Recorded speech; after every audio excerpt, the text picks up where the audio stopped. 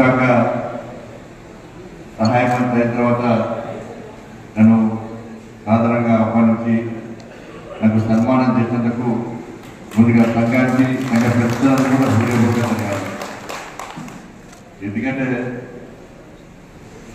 మురళిదాకా పిలిచి సన్మానం చేసుకునే పరిస్థితి లోపడదాకా నన్నగారు ఏ సంఘపరు కూడా సన్మానం చేసే పరిస్థితి లేదు. కాబట్టి మామూలుగా ధైర్యం వచ్చేసింది. ఇప్పుడు అందుకే వచ్చారు సన్మానం చేసేది. కేవలం ఆ సంఘమే కాదు, ఇతర సంఘాలు కూడా ధైర్యం వచ్చేసింది. ఎందుకంటే మురళిదాకా సిరిసిల్లకు నా ఫ్లెక్స్లు కట్టాయి, ఇలా ఫ్లెక్స్లు కనబడ్డాయి. ఎంపీ కూడా ఫ్లెక్స్లు కట్టాయి కదా. నాకే కాదు, వేరే పార్టీలు ఎవరు కూడా ఫ్లెక్స్లు పోవు.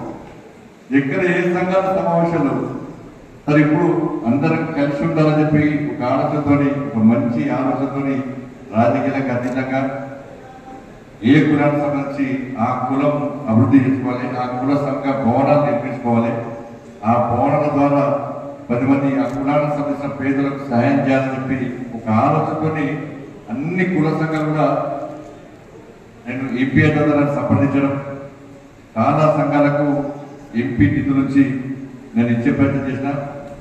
దాంతోపాటు సిరిసిల్ల మున్నూరు కాపు సంఘానికి సంబంధించిన పెద్దలు వచ్చి తప్పకుండా సంఘానికి సహాయం చేయాల్సినటువంటి అవసరం ఉందని చెప్పి వారు కోరడం, వెంటనే ఎంపీ నుంచి 10 లక్షల రూపాయలు ఇవ్వడం జరిగింది. దాంతోపాటు ఎప్పుడైతే చెప్పినటువంటి కాంపౌండ్ వాళ్ళు ఇతర విషయాలు కూడా నాకు చేతనైన సహాయం తప్పకుండా చేస్తా.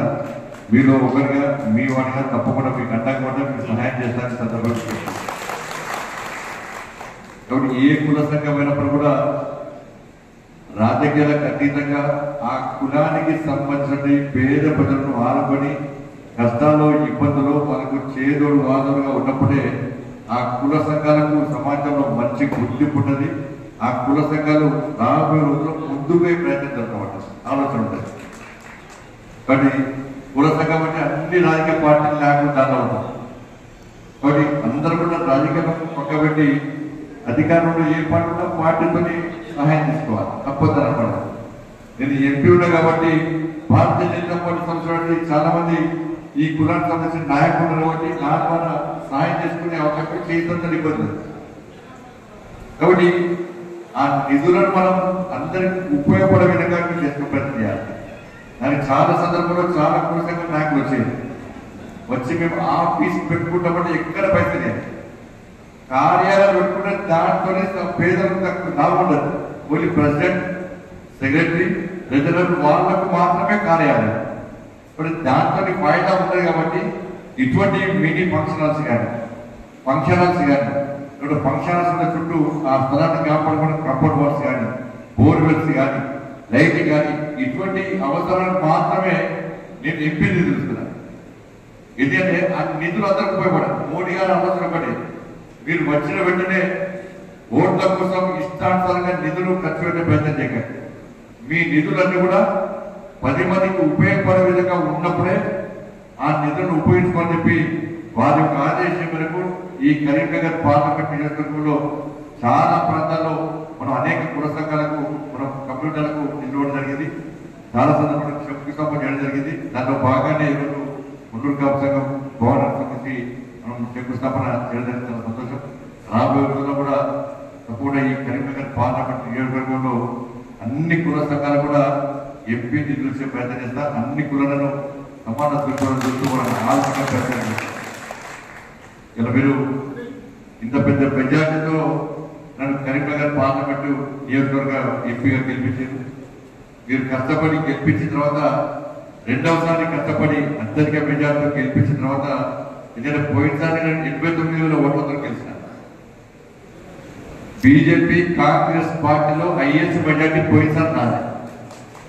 ఈసారి 2,20,000 ఓట్లతో మీరు గెలిపించినట్టు దానిలో సిరిసిల్ల రాజన్న సిరిసిల్ల జిల్లాకి సంబంధించి ప్రజల యొక్క భాగస్వామ్యం ఉంటుంది. కానీ ఇంత మెజార్టీతో మీరు గెలిపించింది కాబట్టి నరేంద్ర మోడీ గారు వాళ్ళు నన్ను గుర్తించి ఇలా నన్ను కేంద్ర హోంశాఖ సహాయ మంత్రిగా బాధ్యత పైపడింది. సరే ఏంటంటే ఇప్పుడు అన్ని విషయాలు మాట్లాడారు, గతంలో లెక్క మాట్లాడారు, గతంలో లెక్క ఊరికి పోరారు. కాబట్టి తప్పకుండా ఏది ఏమైనప్పుడు కూడా ఈ కరీంనగర్ పార్లమెంట్ నియోజకవర్గం అభివృద్ధి కోసం తప్పకుండా నా తప్పుడు కృషి చేస్తా. ఇవాళ ప్రజలు సంతోషపడే విధంగా, ప్రజలు వర్షించే విధంగా ఇవాళ అభివృద్ధి కార్యక్రమం తీసుకొచ్చే ప్రయత్నిస్తా. ఎందుకంటే నరేంద్ర మోడీ గారి ప్రభుత్వం ఇవాళ అనేక అభివృద్ధి సంక్షేమ పథకాలను తీసుకునే విషయం తెలుసు. విద్యా విషయంలో కానీ, వైద్య విషయంలో కానీ, రవాణా విషయంలో కానీ, రైల్వే విషయంలో కానీ, సంక్షేమ పథకాల అమలు విషయంలో కానీ, పేద ప్రజల ఆదుకునే విషయంలో కానీ, నేషనల్ హైవేస్ కానీ, ఇలా అన్ని రంగాల్లో ఒక ప్రణాళికాబద్ధంగా నరేంద్ర మోడీ ప్రభుత్వం ఇవాళ ఈ దేశాన్ని అభివృద్ధి అని చెప్పి ఆలోచన ఉంది. కాబట్టి దేశం అభివృద్ధి చెందాలంటే రాష్ట్రాన్ని అభివృద్ధి చెందాలి.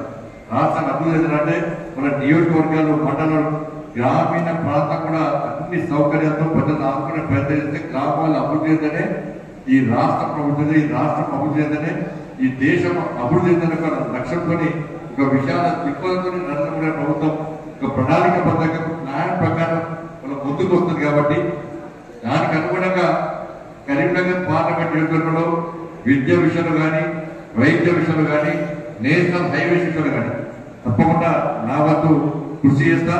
అనేక స్కీమ్స్ కరీంనగర్ పార్లమెంట్ నియోజకవర్గంలో అమలు చేసే విధంగా, అభివృద్ధి అత్యధికంగా జరిగే విధంగా తప్పకుండా కృషి చేస్తానని చెప్పి ఈ సందర్భంగా మీ అందరికీ విజ్ఞప్తి చేస్తూ, రాబోయే రోజుల్లో కూడా ఇప్పుడు ఏ విధంగా మీరు ప్రేమ అభిమానం పెట్టారు.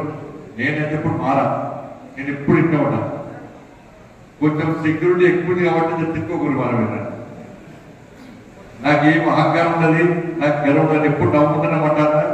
నాకు ఎన్ని బాధలున్నా బాధలు మీ మీద చూపెట్టే ప్రయత్నం చేయాలి. నా బాధలు నా భర్తగా కార్యకర్తల మీద, నాయకుల మీద, ప్రజల మీద చూపెట్టే ప్రయత్నం చేయాలి.